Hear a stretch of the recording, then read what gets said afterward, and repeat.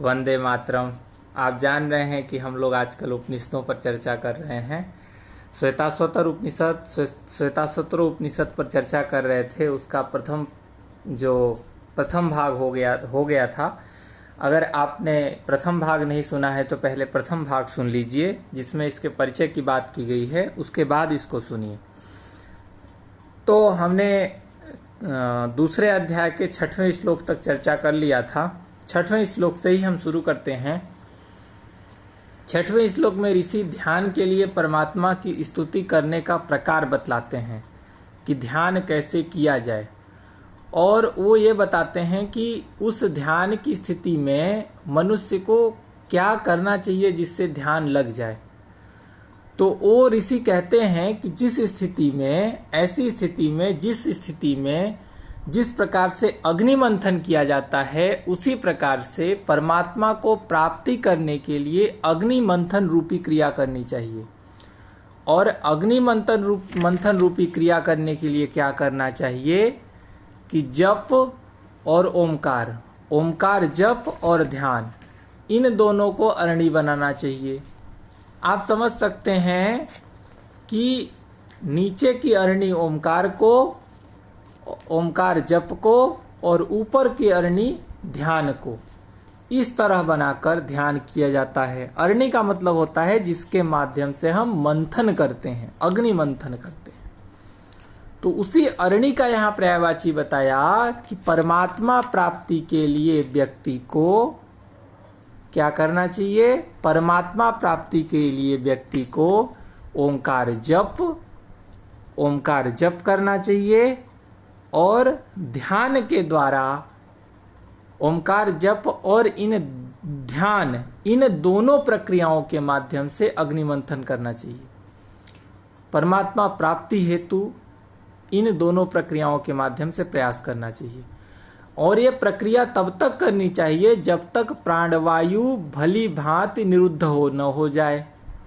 जब प्राणवायु भली भांति निरुद्ध हो जाए तो जहाँ पर आनंद रूप सोम रस अधिकता से प्रकट होता है, जहाँ पर आनंद रूप सोम रस अधिकता से प्रकट होता है, उस स्थिति में मन सर्वथा विशुद्ध हो जाता है। उस अवस्था में जब मन प्रवेश कर जाए तो यह समझना चाहिए कि अब हमको पूर्ण ब्रह्म परमेश्वर की प्राप्ति हो गई। संपूर्ण जगत को उत्पन्न करने वाले परमात्मा यानी सावित्री देव, संपूर्ण जगत के उत्पन्न करने वाले परमात्मा यानी सावित्री देव, उनके द्वारा प्राप्त की हुई प्रेरणा से ही सबके आदि कारण, उनके द्वारा प्राप्त की गई प्रेरणा से ही सबके आदि कारण पर ब्रह्म परमेश्वर की सेवा या आराधना करनी चाहिए। उस परमात्मा में ही हमको आश्रय प्राप्त करके, उस परमात्मा में ही हमको आश्रय प्राप्त करना चाहिए। और अगर हम जन्म कर्म मरण के चक्र से मुक्त होना चाहते हैं और परमात्मा में आश्रय प्राप्त किए हैं, तो पूर्व संचित कर्म हमारे बाधक नहीं बनते। मतलब किस अवस्था में पूर्व संचित कर्म बाधक नहीं बनते? जब व्यक्ति संपूर्ण जगत को उत्पन्न करने वाले परमात्मा के द्वारा प्राप्त की हुई प्रेरणा से सबके आदि कारण पर ब्रह्म परमेश्वर की सेवा करता है, उन्हीं की आराधना आरंभ कर देता है, और उस परमात्मा को ही अपना सब कुछ मानकर उस परमात्मा के ही शरण में चला जाता है और उस परमात्मा को ही आश्रय मान लेता है, तो उस अवस्था में व्यक्ति का पूर्व संचित कर्म बाधक नहीं बनता। यहाँ पर ऋषि कहते हैं, व्याख्या के रूप में गीता प्रेस गोरखपुर के प्रकाशक ने लिखा है कि हे साधक, संपूर्ण जगत के उत्पादक सर्व अंतर्यामी परमेश्वर की प्रेरणा से ऊपर बताए हुए प्रकार से परमात्मा की स्तुति करके उनसे अनुमति प्राप्त कर तुम्हें उन सब के आदि पर ब्रह्म परमात्मा की सेवा करनी चाहिए और उन परमेश्वर में ही आश्रय प्राप्त करना चाहिए, उन्हीं की शरण ग्रहण करनी चाहिए। उन्हीं में अपने आप को विलीन कर देना चाहिए। तुम्हारे ऐसा करने से समस्त संचित कर्म विघ्न कारक नहीं होंगे, अर्थात बाधक रूप नहीं होंगे। अब श्वेताश्वतर उपनिषद के अनुसार ध्यान साधना कैसे किया जाए, इसको लेकर ऋषि बात करते हैं। ऋषि कहते हैं कि ध्यान करने के लिए बुद्धिमान मनुष्य को पहले चाहिए कि उसका सिर, गला और छाती, गला छाती जिसको कि हम ग्रीवा या वक्षस्थल भी कह सकते हैं, तो शरीर की स्थिति को लेकर ऋषि कहते हैं कि बुद्धिमान मनुष्य को सिर, ग्रीवा और वक्षस्थल अर्थात छाती, इन तीनों स्थानों का जो उभरा हुआ भाग है उसको सीधा रखें। पहला क्या, शरीर की स्थिति को कहते हैं ऋषि कि बुद्धिमान मनुष्य को, मतलब श्वेताश्वतर उपनिषद में बैठना कैसे है ध्यान करते समय परमात्मा की, उसकी टेक्निक भी दिया गया है। और वो यहाँ ये बताया गया है कि शरीर की स्थिति में ऋषि कहते हैं कि बुद्धिमान मनुष्य को सिर, ग्रीवा, वक्षस्थल अर्थात छाती, इन तीनों स्थानों को उभरा हुआ और सीधा रखें। शरीर को सीधा और स्थिर करके समस्त इंद्रियों को मन के द्वारा निरुद्ध करें और हृदय समस्त इंद्रियों को मन के द्वारा निरुद्ध करें तथा उसे निरुद्ध कहाँ करें, उसे शरीर के हृदय में या फिर अंतःकरण में मन के द्वारा इंद्रियों को निरुद्ध करते हुए मन को हृदय में या अंतःकरण में निरुद्ध करने का उपदेश दिया गया है। यहाँ पर ऋषि ने ओमकार साधना को नौका बताया है और बताया है ओमकार रूपी नौका के द्वारा इस प्रकार से साधना करने वाला व्यक्ति भयंकर से भयंकर प्रवाहों को भी पार कर जाएगा, अर्थात कैसी भी स्थिति हो उस जन्म मरण के चक्र से मुक्त हो जाएगा। अगर एक्सप्लेनेशन पढ़ें तो यहाँ है, जो ध्यान साधना करें उस बुद्धिमान साधक को चाहिए कि ध्यान के समय जब आसन जमा कर सुखपूर्वक बैठें तो उस समय अपने सिर, गले और छाती को ऊंचा उठाए रखें। कहने का मतलब यह है कि गले, सिर और छाती का भाग इधर उधर झुकने न दें, शरीर को सीधा और स्थिर रखें, क्योंकि शरीर को सीधा और स्थिर रखे बिना, शरीर और गला वक्षस्थल ऊंचा किए बिना व्यक्ति को आलस्य, निद्रा या फिर विक्षेप रूप विघ्न आ सकते हैं।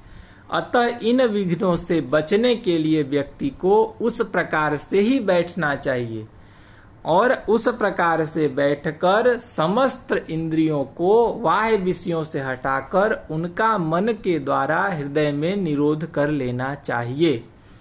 फिर ओमकार रूप नौका का आश्रय लेकर अर्थात ओमकार जप और उसके वाच्य पर ब्रह्म परमात्मा का ध्यान करके समस्त भयानक प्रवाहों को पार कर लेना चाहिए। भाव यहाँ पर यह है कि नाना योनियों में जाने वाली जितने भी वासनाएं हैं, जिनमें कि मृत्यु रूप भय देने वाले प्रवाह हैं, उन सब का त्याग करके व्यक्ति को सदा के लिए अमर पद को प्राप्त कर लेना चाहिए। ये इसका भाव है। अब ऋषि आगे कहते हैं कि बुद्धिमान साधक को चाहिए कि उपर्युक्त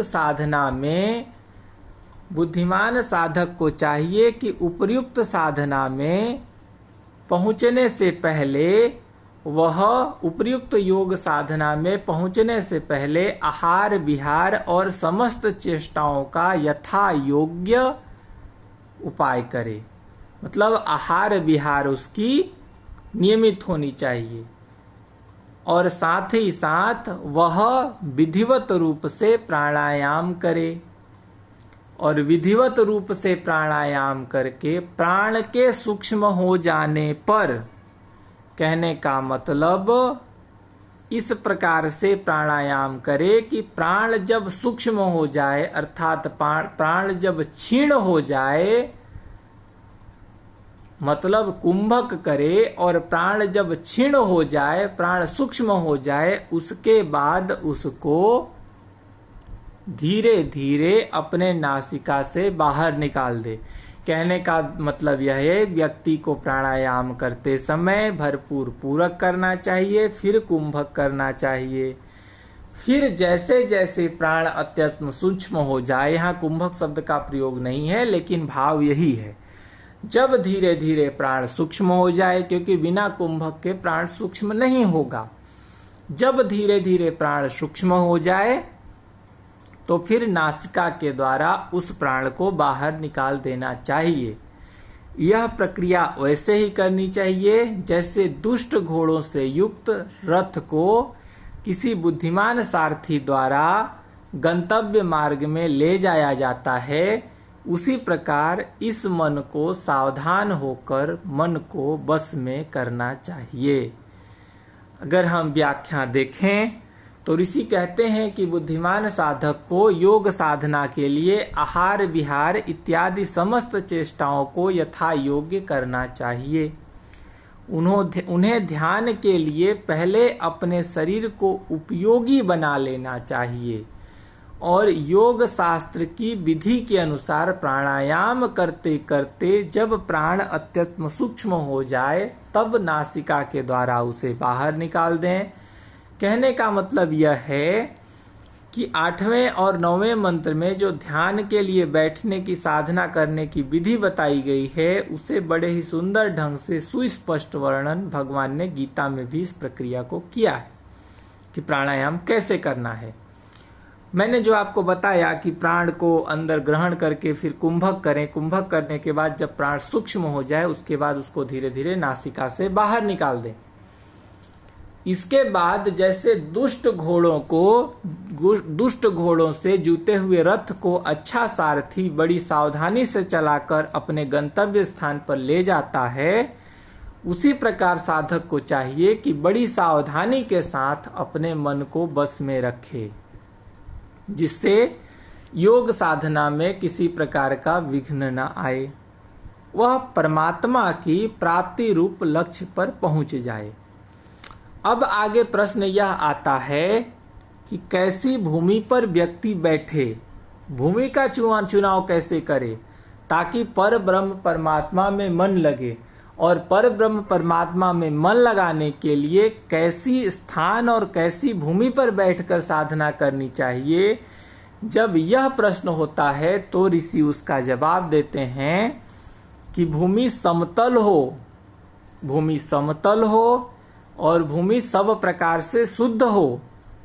भूमि समतल हो, भूमि सब प्रकार से शुद्ध हो, कंकड़ अग्नि रेत बालू इत्यादि से रहित हो, और वह स्थान ऐसा हो जहां शब्द जल और आश्रय की दृष्टि से सर्वथा अनुकूल हो। कहने का मतलब, शब्द का मतलब वहां कोलाहल न हो, जल का मतलब जल की सुविधा उपलब्ध हो। अब ऐसा नहीं है क्योंकि मानव की दैनिक आवश्यकता है जल, अगर जल के लिए व्यक्ति को दूर जाना पड़ेगा तो उतना अच्छा साधना नहीं कर पाएगा।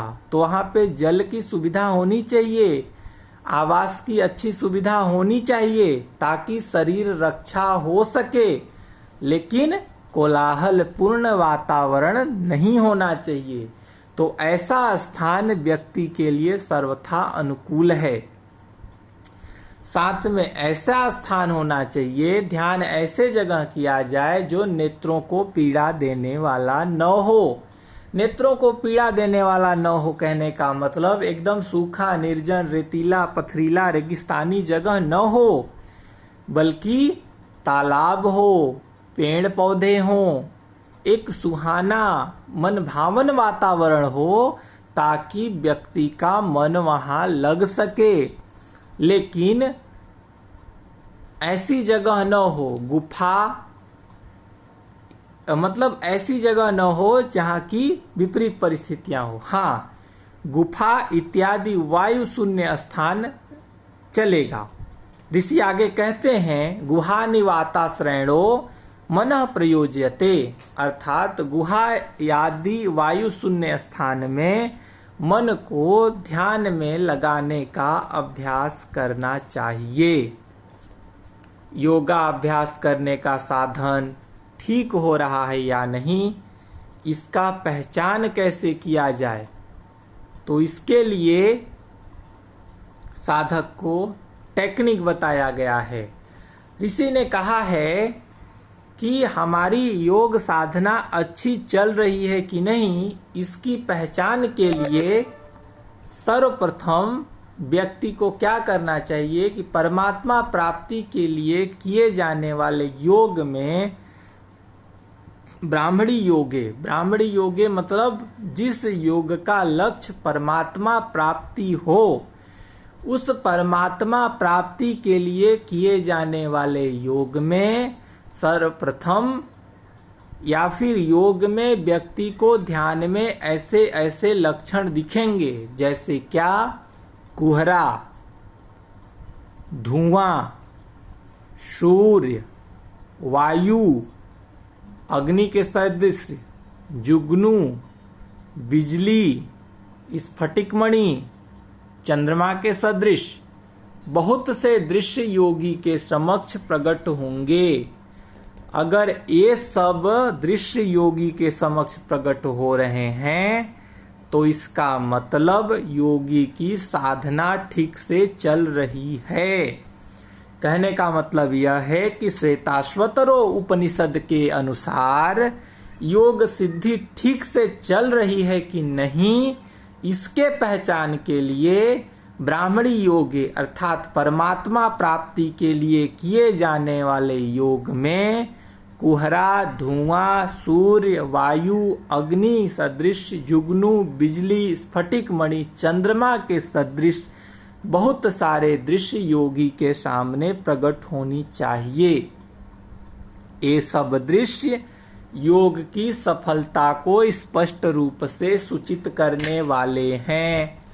अगर ऐसे दृश्य प्रकट नहीं हो रहे हैं तो कहने का मतलब कि टेक्निक सही नहीं है, मार्ग सही नहीं है, या समर्पण भाव ठीक नहीं है, यह विचार करने की आवश्यकता है। इस श्लोक का व्याख्या करते हुए व्याख्याकार कहते हैं कि जब साधक परब्रह्म की प्राप्ति के लिए ध्यान साधना आरंभ करते हैं, तब उसको अपने सामने कभी कुहरे के जैसा दृश्य, कभी धुआं जैसा दृश्य, कभी सूर्य के समान प्रकाश सर्वत्र परिपूर्ण दिखाई देता है, कभी निःशब्द वायु के भांति निराकार रूप का अनुभव होता है, कभी अग्नि के सदृश तेज दिखाई पड़ता है, कभी जुगनू के सदृश टिमटिमाहट सी प्रतीत होती है, कभी बिजली सी चकाचौंध पैदा करने वाली दीप्ति दृष्टिगोचर होती है, कभी स्फटिक मणि के सदृश उज्जवल रूप देखने में आता है, कभी चंद्रमा की भांति शीतल प्रकाश सर्वत्र फैला हुआ दिखाई देता है। सब तथा और भी अनेक दृश्य योग साधना की उन्नति के द्योतक हैं। इनसे यह बात समझ में आती है कि साधक का ध्यान योग ठीक चल रहा है। अब जब यह साधना आगे चलती है तो वहां ऋषि कहते हैं कि पृथ्वी, जल, तेज, वायु और आकाश, इन पांचों महाभूतों का सम्यक प्रकार से उत्थान होने पर, कहने का मतलब जब शरीर में व्यक्ति इन पांचों महाभूतों को जीत लेता है, इन पर अच्छे से अपना आधिपत्य स्थापित कर लेता है, कहने का मतलब पृथ्वी, जल, तेज, वायु और आकाश, इन पांचों भूतों पर जब योगी सम्यक रूप से अपना आधिपत्य कर लेता है और इन पांचों भूतों का उत्थान हो जाता है, तो उनके संबंध में उनसे संबंध मतलब इन पंच महाभूत तत्वों से संबंध रखने वाले योग संबंधी गुणों की सिद्धि हो जाती है। और जब ऐसे इन पांचों तत्वों से संबंधित जब गुणों की सिद्धि हो जाती है तो व्यक्ति को योगाग्नि में शरीर प्राप्त होता है। और यह योगाग्नि में जो शरीर है वो जब प्राप्त हो जाता है तो उस साधक को न तो रोग होता है, न बुढ़ापा होती है, न तो उसकी मृत्यु होती है। लेकिन यह सब कब होता है? यह सब तब होता है जब योगी को योग अग्निमय शरीर प्राप्त हो जाता है। और योग अग्निमय शब्द तब प्राप्त होगा जब योगी को इन पंच महाभूतों का उत्थान हो जाएगा। ध्यान योग का साधना करते करते जब पृथ्वी, तेज, जल, वायु, आकाश, इन पांचों महाभूतों का उत्थान हो जाएगा, जब साधक इन पांचों महाभूतों पर अधिकार कर लेगा और इन पांचों महाभूतों से संबंध रखने वाली योग विषयक पांचों सिद्धियां प्रकट हो जाती हैं, उस समय व्यक्ति को योग अग्निमय शरीर की प्राप्ति होती है। उस योगी के शरीर में उसके बाद न तो रोग होता है, न तो बुढ़ापा आती है, न उसकी मृत्यु होती है। अर्थात योगी का अपने शरीर के ऊपर एक तरह से नियंत्रण हो जाता है और उसकी इच्छा के बिना उसका शरीर नष्ट नहीं हो सकता। अब और क्या लक्षण दिखाई देगा? तो आगे के लक्षणों में है कि शरीर में हल्कापन का अनुभव होगा, शरीर में किसी भी प्रकार का रोग नहीं होगा, योगी को विषयासक्ति नहीं होगी, अर्थात उसको विषयासक्ति से निवृत्ति हो जाएगी। शरीर की वर्ण उज्ज्वलता प्राप्त होगी। कहने का मतलब शरीर का जो भी वर्ण होगा वह शरीर चमकदार होगा। उसके बाद क्या होगी? स्वर श्रेष्ठमम। स्वर श्रेष्ठमम मतलब शरीर की जो स्वर है, स्वर, योगी के स्वर में मधुरता आ जाएगी, कर्कशपन नहीं होगा। शुभ गंध, शरीर में अच्छी तरह का गंध होगा। और मल और मूत्र यानी मूत्र पुरुष अल्प हो जाएंगे। कहने का मतलब शरीर, योगी के शरीर में मल मूत्र इत्यादि बहुत कम हो जाएंगे। योग की पहली सिद्धि इसी अवस्था को ऋषि ने कहा है। कहने का मतलब जब शरीर में हल्कापन आ जाए, किसी भी प्रकार का रोग न हो, विषयासक्ति से निवृत्ति हो, शारीरिक वर्ण की उज्ज्वलता हो, स्वर की मधुरता हो, शरीर में अच्छी गंध प्रकट हो जाए, मूत्र और पुरुष की अल्पता हो जाए, अगर ये सब घटनाएं घटने लगे तो योगी को यही योग मार्ग में पहली सिद्धि कही जाती है। यह प्रक्रिया ठीक उसी प्रकार होती है जिस प्रकार से मिट्टी से लिप्त हुआ, अगर जब रत्न किसी भी प्रकार का हो, अगर वह खान में रहता है या ओर के स्वरूप में रहता है, मिट्टी में लिप्त रहता है, तो वह कैसा होता है? वह मटमैला होता है। लेकिन जब उस मिट्टी से लिप्त हुए रत्न को अच्छे तरह से साफ कर दिया जाता है तो वह प्रकाश युक्त रत्न हो जाता है। कब? भली भांति धुल जाने के बाद। जिस प्रकार मिट्टी से लिप्त होकर मलिन हुआ प्रकाश युक्त रत्न है और वह भली भांति धुल जाने के बाद चमकने लगता है, उसी प्रकार शरीरधारी जीवात्मा मल इत्यादि से रहित होकर आत्म तत्व को योग के द्वारा भली भांति प्रत्यक्ष करके अकेला कैवल्य अवस्था को पार करता है।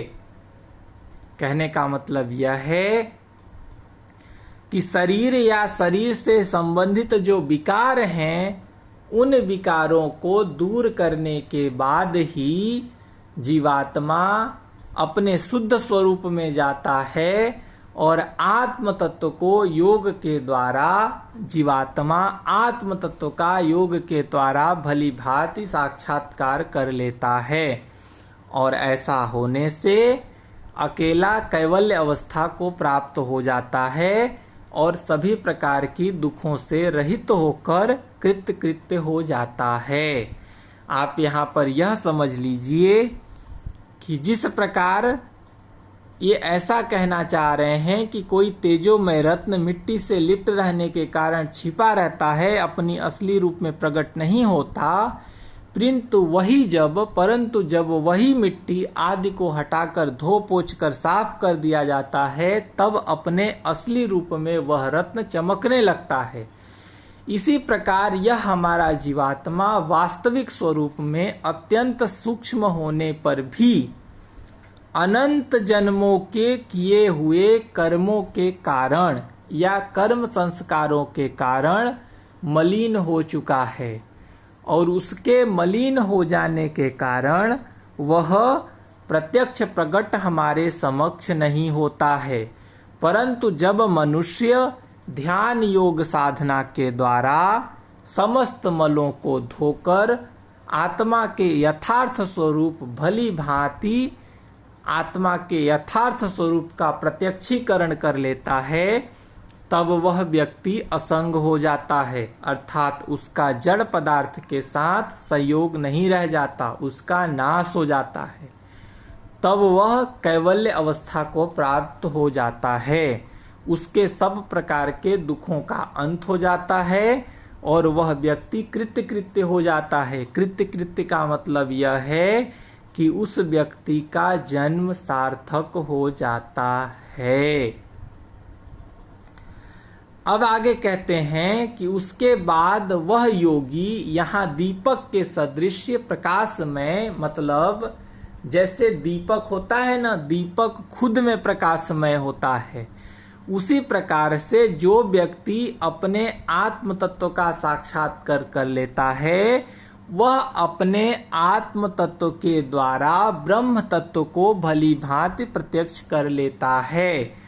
जैसे दीपक की सहायता से हम किसी वस्तु को देखते हैं, उसी प्रकार से यहाँ हम अपने शुद्ध आत्म तत्व के स्वरूप से व्यक्ति ब्रह्म तत्व को भली भांति देख लेता है। जब वह व्यक्ति उस ब्रह्म तत्व को भली भांति देख लेता है, तो वह अजन्मा, निश्चल, समस्त तत्वों से विशुद्ध होकर परम देव परमात्मा को जानकर सब बंधनों से सदा के लिए छूट जाता है।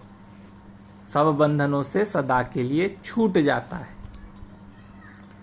जैसा कि ऊपर बताया हुआ है अभी हमने, कि जब व्यक्ति सब बंधनों से छूट जाता है तब उसकी दशा क्या होती है?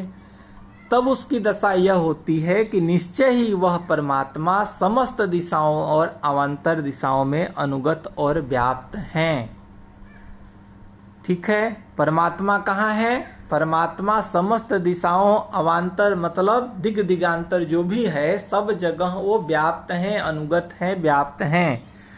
और आगे ऋषि कहते हैं कि वही प्रसिद्ध परमात्मा सबसे पहले हिरण्यगर्भ के रूप में प्रकट हुए थे। वही प्रसिद्ध परमात्मा सबसे पहले हिरण्यगर्भ के रूप में प्रकट हुए थे और वही परमात्मा इस समस्त ब्रह्मांड के रूप में गर्भ में अंतर्यामी के रूप में स्थित हैं।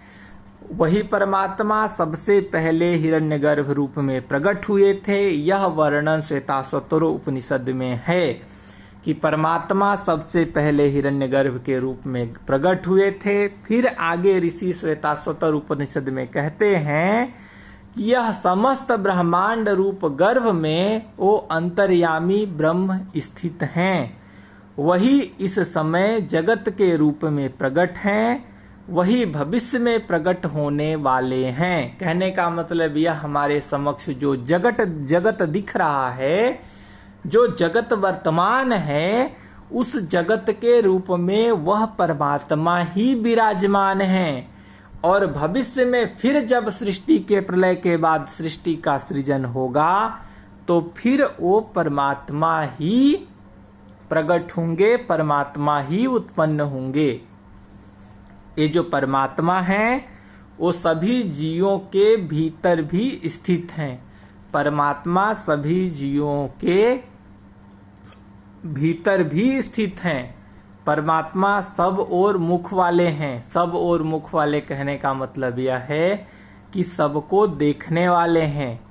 जो परमदेव परमात्मा अग्नि में हैं, जो परमदेव परमात्मा जल में हैं, जो परम देव परमात्मा समस्त लोकों में प्रविष्ट हो रहे हैं, जो परम देव परमात्मा समस्त औषधियों में हैं, जो परम देव परमात्मा समस्त वनस्पतियों में हैं, उन परम देव परमात्मा के लिए नमस्कार है, पुनः नमस्कार है। इस तरह से दूसरे उपनिषद को 2 बार नमस्कार के साथ समापन होता है।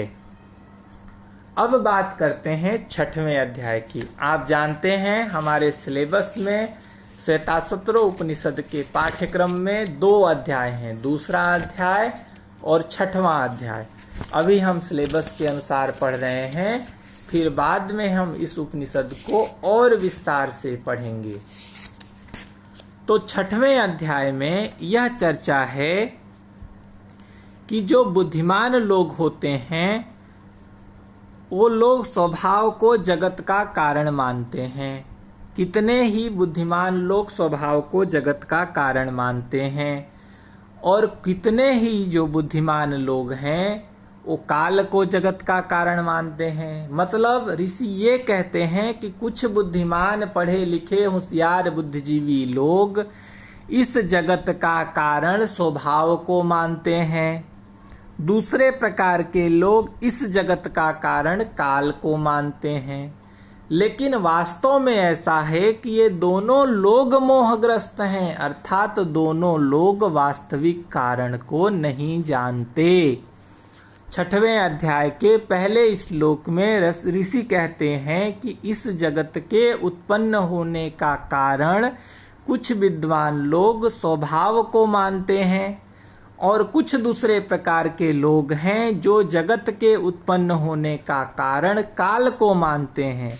लेकिन वास्तव में ये दोनों मोहग्रस्त हैं। दोनों मोहग्रस्त होने का मतलब दोनों भ्रम में हैं, दोनों वास्तविक कारण को नहीं जानते। वास्तव में यह परम देव परमेश्वर ही सब जगत में फैली हुई महिमा है, और उस परम ब्रह्म परमेश्वर परम देव परमेश्वर के द्वारा ही यह ब्रह्म चक्र अर्थात सृष्टि चक्र घुमाया जाता है। कहने का मतलब इस उपनिषद के अनुसार न तो जगत का मूल कारण स्वभाव है, न तो जगत का मूल कारण काल है, बल्कि जगत का मूल कारण है पर ब्रह्म परमात्मा की महिमा। उस पर ब्रह्म परमात्मा की महिमा के कारण ही यह ब्रह्म चक्र, यह सृष्टि चक्र घूमता रहता है। जिस परमेश्वर से यह संपूर्ण जगत सदा व्याप्त है, जिस परमेश्वर से यह संपूर्ण जगत व्याप्त है, वो परमेश्वर कैसे हैं? वो परमेश्वर ज्ञान स्वरूप परमेश्वर हैं। जिस परमेश्वर से यह संपूर्ण जगत व्याप्त है वह परमेश्वर ज्ञान स्वरूप परमेश्वर हैं। वो परमेश्वर काल के भी महाकाल हैं। वो परमेश्वर सर्वगुण संपन्न हैं, अर्थात वो परमेश्वर सबको जानने वाले हैं।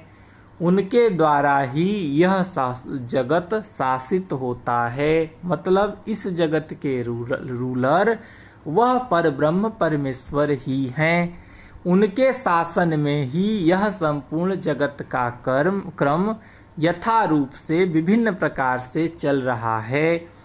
ऋषि कहते हैं कि पृथ्वी, जल, तेज, वायु तथा आकाश भी उस पर ब्रह्म परमेश्वर के द्वारा ही शासित होते हैं, और वह पर ब्रह्म परमेश्वर जैसा चाहते हैं वैसा ही यह सृष्टि चक्र संपादित संचालित होता रहता है।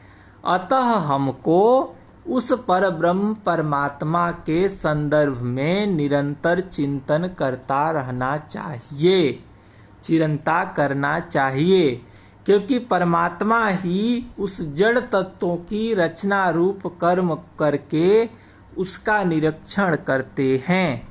परमात्मा ही जड़ तत्व से चेतन का संयोग करवाते हैं। कहने का मतलब इस सृष्टि के सृजन में परमात्मा ही मुख्य हैं, क्योंकि परमात्मा ही, आप जानते हैं सांख्य दर्शन के अनुसार सृष्टि चक्र का सृजन जड़ तत्व और चेतन तत्व से होता है। तो ये जो परमात्मा है वही जड़ तत्व से चेतन तत्व का संयोग करवाकर, अथवा ऐसा समझिए कि एक अविद्या से एक, ऐसा समझिए कि एक अविद्या तथा दो कर्म कौन कौन से? पाप कर्म एवं पुण्य कर्म, और तीन गुण कौन कौन से? सत्व गुण, रजस गुण और तमस गुण। 8 प्रकृति कौन कौन सी होती है? मन, बुद्धि और अहंकार, और 5 महाभूत। उन 8 प्रकृतियों तथा काल के साथ आत्म संबंधी सूक्ष्म गुणों के साथ संबंध करवाकर, इस जगत का संबंध करवाकर परमात्मा ही इस जगत की रचना करते हैं। अतः साधक का कर्तव्य यह है कि जो साधक परमात्मा को प्राप्त करना चाहता है, उस साधक को सत्व आदि गुणों से व्याप्त होकर उसे कर्मों का आरंभ करके उस परमात्मा में अपने समस्त भावों को उस परमात्मा में अर्पण कर देना चाहिए। जो साधक परमात्मा में समर्पण हो जाता है, उनके लिए कर्म फल का अभाव हो जाता है। कहने का मतलब, जो साधक परमात्मा की प्राप्ति चाहता है, उस साधक को अपने सत्व, रजस, तमस इत्यादि जो गुण हैं, उन सभी गुणों को उस परमात्मा में समर्पित कर देना चाहिए।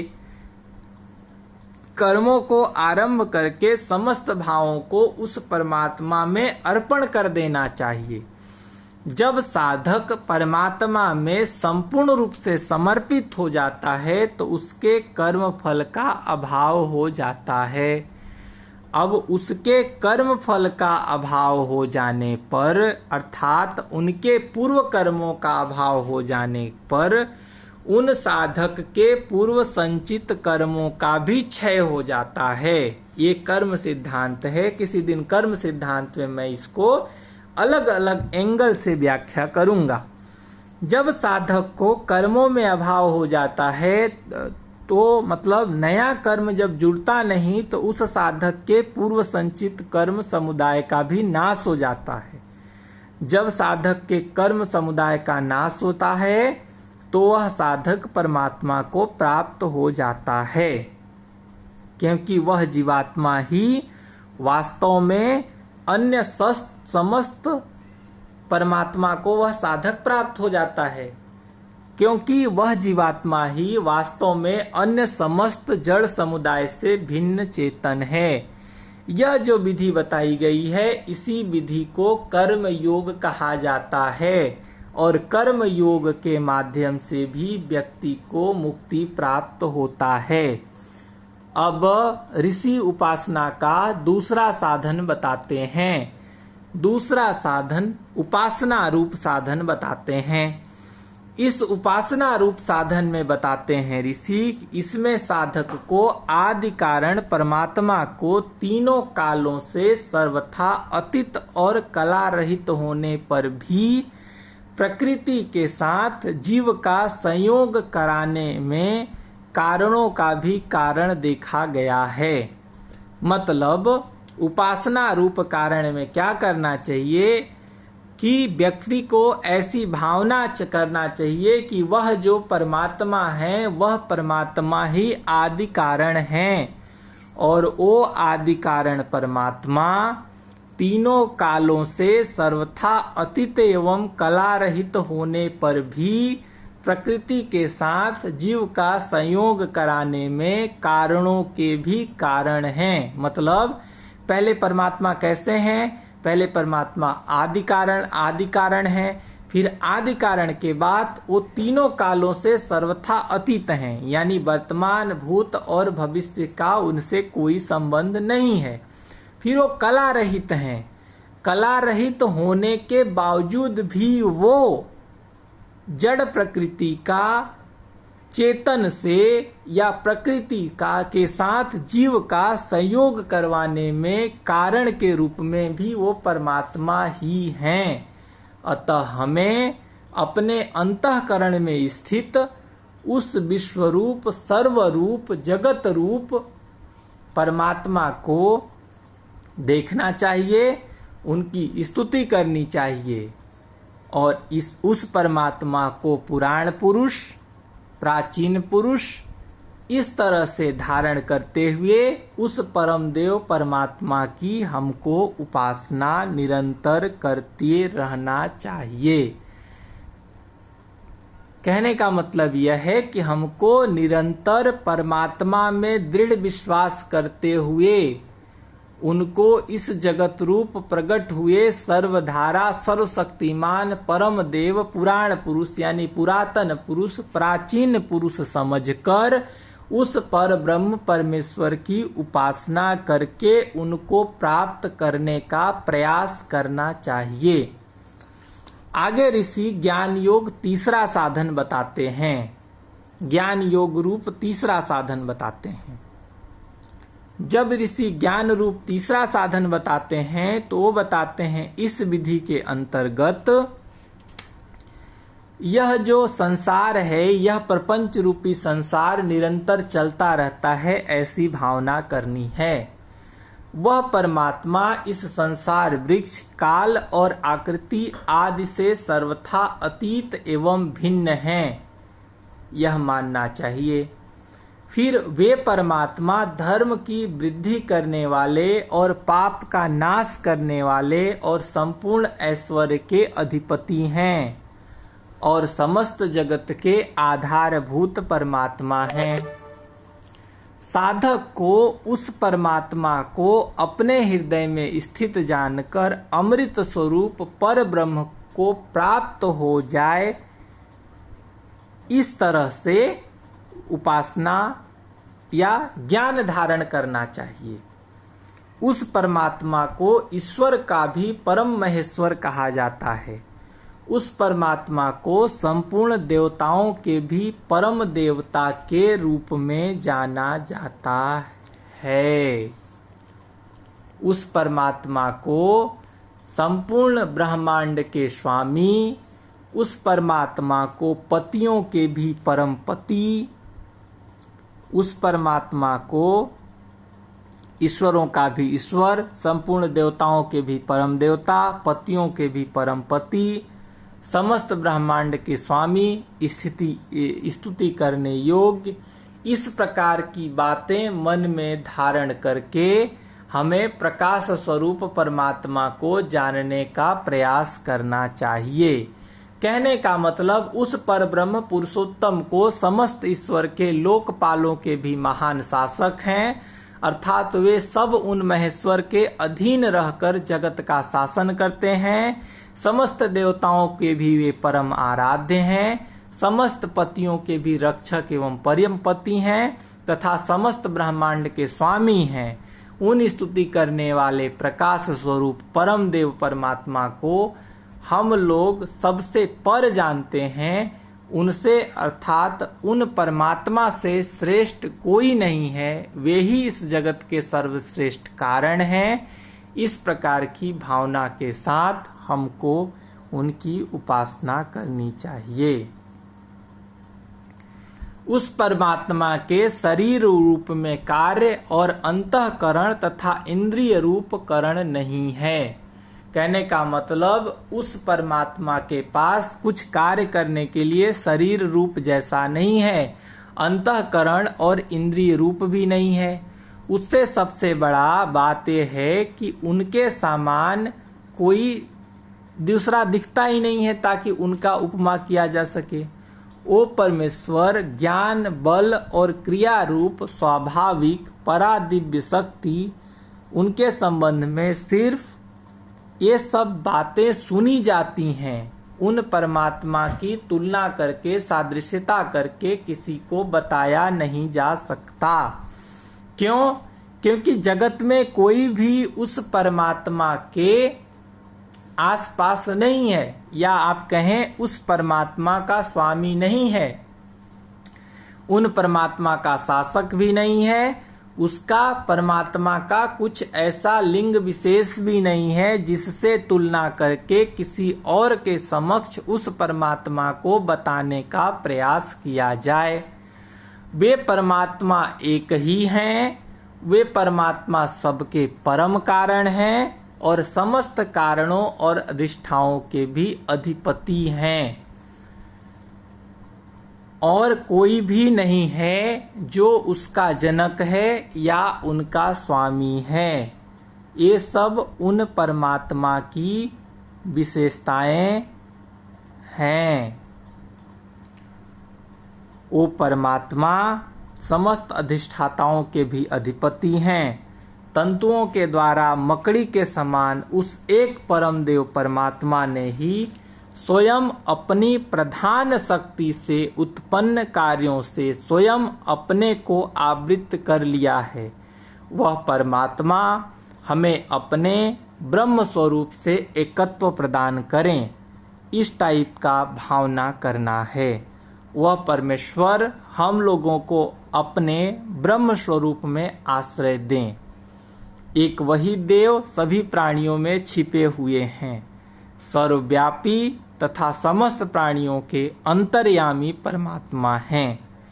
वह परमात्मा वही सबके कर्मों के अधिष्ठाता हैं, वही संपूर्ण भूतों के निवास स्थान हैं, वही परमात्मा सबके साक्षी हैं। वही परमात्मा चेतन स्वरूप हैं, वही परमात्मा सर्वथा विशुद्ध हैं, वही परमात्मा निर्गुण और गुणातीत हैं।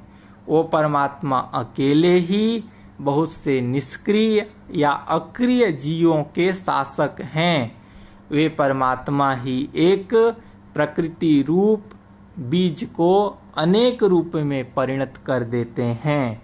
उस हृदय स्थित या आत्म स्थित परमेश्वर को जो धीर पुरुष निरंतर देखते रहते हैं, उन्हीं को सदा प्राप्त कर पाते हैं, और उन्हीं को प्राप्त करने से उनको परमानंद प्राप्त होता है, दूसरों को नहीं होता।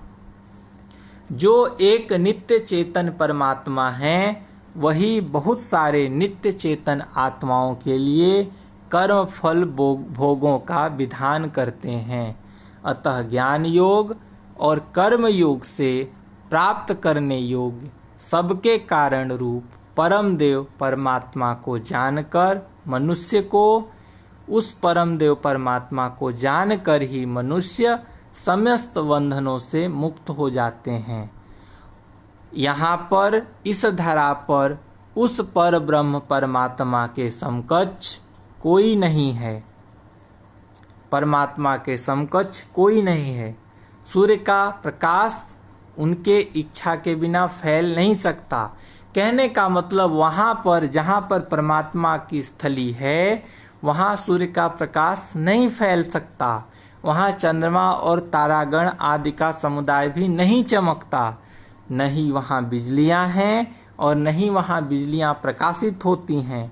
लौकिक अग्नि का तो वहाँ उठने का सवाल ही नहीं है, क्योंकि उस परमात्मा के प्रकाशित होने के कारण ही ये सूर्य इत्यादि सब उनके पीछे ही प्रकाशित होते रहते हैं। उस परमात्मा के प्रकाश से ही यह संपूर्ण जगत प्रकाशित होता है। इस ब्रह्मांड के बीच में एक हंस अर्थात आकाश स्वरूप परमात्मा ही परिपूर्ण है। वही जल में स्थित अग्नि है, वही परमात्मा ही, उस परमात्मा को जानकर ही हम इस मृत्यु रूप संसार समुद्र से मुक्त हो सकते हैं, या सर्वथा हमेशा के लिए इस संसार सागर से पार किया जा सकता है परमात्मा को जानकर। दिव्य परम धाम परमात्मा की प्राप्ति के लिए कोई भी मार्ग दूसरा नहीं है। एकमात्र ऊपर बताया गया मार्ग ही है, जिसके माध्यम से परम धर्म या परम धाम परमात्मा के परम धाम की प्राप्ति किया जा सकता है। वे परमात्मा ज्ञान स्वरूप हैं, वे परमात्मा सर्वश्रेष्ठा हैं, सर्वज्ञ हैं, स्वयं ही अपने प्राकट्य के हेतु काल के भी महाकाल हैं। वे परमात्मा संपूर्ण दिव्य गुणों से संपन्न हैं। वो परमात्मा सबको जानने वाले हैं। वे परमात्मा ही प्रकृति और जीवात्मा के स्वामी हैं। वो परमात्मा ही समस्त गुणों के शासक हैं। कहने का मतलब परमात्मा को भिन्न भिन्न प्रकार से उनके भिन्न भिन्न लक्षणों के माध्यम से स्थापित करने का प्रयास किया जा रहा है। स्थापित क्या, परमात्मा तो स्थापित हैं ही, वो हमें स्पष्ट करने का प्रयास कर रहे हैं। परमात्मा ही समस्त गुणों के शासक हैं। परमात्मा ही इस जन्म मृत्यु रूपी संसार में बांधने वाले, स्थित रखने वाले और इस जन्म मृत्यु के संसार से मुक्त करने वाले परमात्मा ही हैं। वो परमात्मा ही तन्मय अमृत स्वरूप हैं।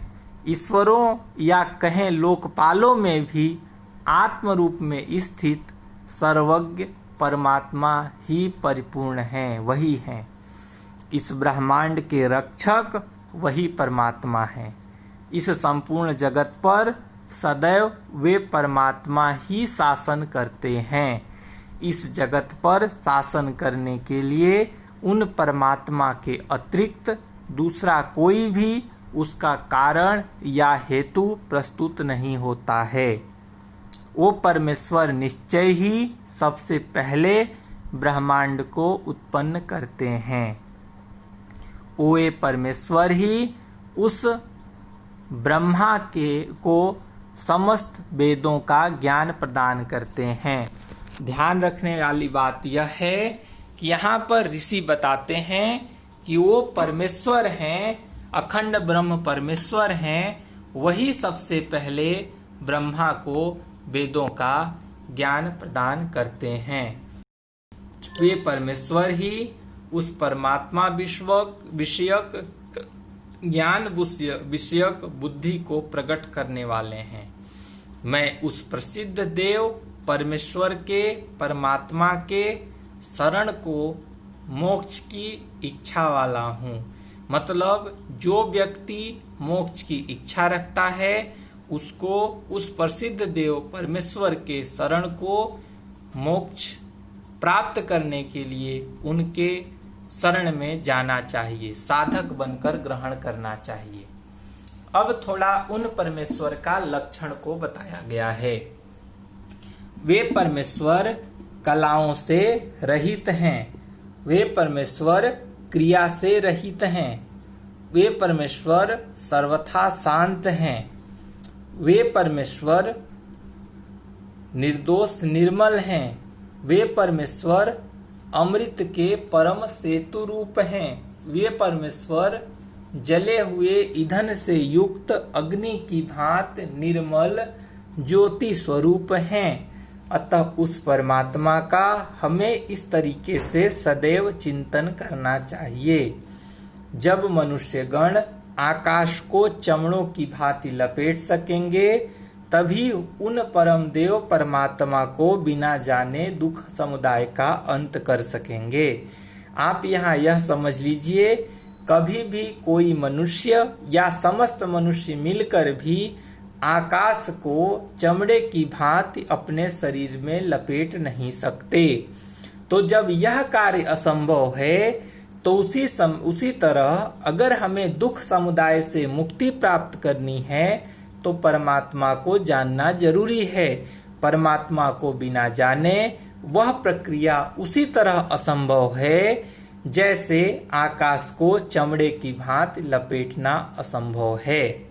यह प्रसिद्ध है कि श्वेताश्वतर नाम के ऋषि ने तप के प्रभाव से परम देव परमेश्वर की कृपा प्राप्त करके ब्रह्म को वो जान पाए थे। उन्होंने ही इस ऋषि समुदाय के द्वारा सेवित या कहें संरक्षित या कहें प्रतिपादित विद्या को, उपासित विद्या को, परम पवित्र विद्या को, इस ब्रह्म तत्व को इस ऋषि के श्वेताश्वतर ऋषि के उपदेश के नाम के कारण ही इस उपनिषद का नाम श्वेताश्वतरो उपनिषद पड़ा।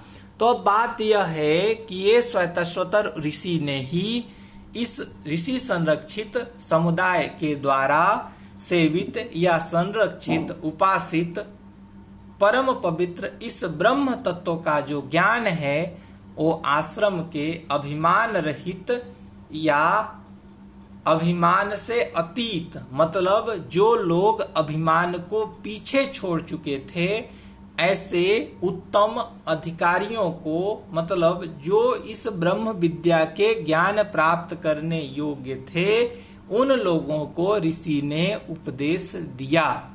यह परम गूढ़ रहस्यमय ज्ञान पूर्व कल्प में वेदों के अंतिम भाग उपनिषद में भली भांति वर्णित हुआ है, जिसका अंतःकरण सर्वथा शांत न हो ऐसे मनुष्यों को इसका उपदेश नहीं देना चाहिए।